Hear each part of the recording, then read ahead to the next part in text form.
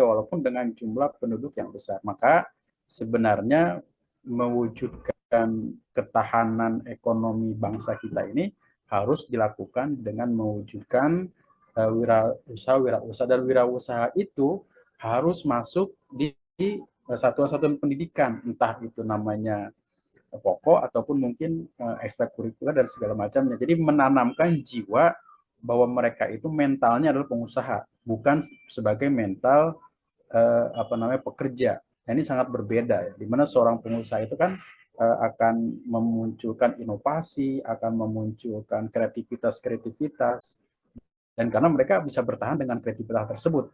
Dan kreativitas itu bisa berbatas waktu, artinya di satu saat itu mereka harus terus berinovasi sehingga akan mewujudkan sebuah inovasi yang berkelanjutan. Nah, kemudian dalam proses pembelajaran yang ada di madrasah, di sekolah misalkan, ini kan sebagian besar penduduk miskin, kalau logika saya, ini berada di katakanlah sekolah atau madrasah. Mereka bisa di madrasah. Dan madrasah ini kalau kita lihat data statistik kan lebih dari 80% itu berada pada swasta.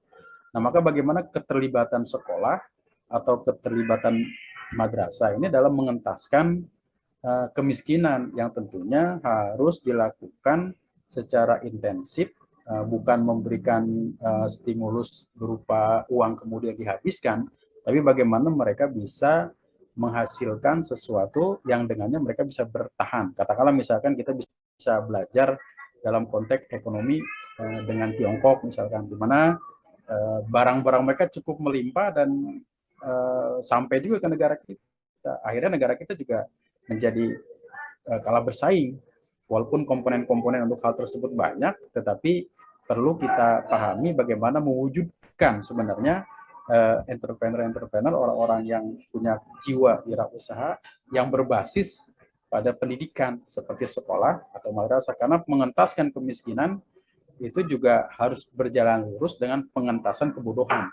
Karena biasanya orang-orang miskin ini ya orang-orang yang bodoh, dan biasanya orang-orang bodoh juga orang miskin. Nah, karena itu pendidikan menurut sangat memiliki kontribusi yang kuat dalam usaha untuk mengentaskan kemiskinan. Ini memang harus menjadi sesuatu yang utama ya dalam proses mengentaskan kemiskinan. Jadi jangan sampai hanya memberikan stimulus bantuan yang kemudian bantuan itu habis kemudian minta bantuan lagi.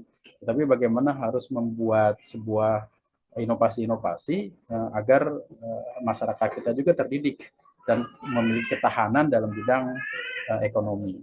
Nah, mungkin itu ya Pak Renda sekali diskusi kita.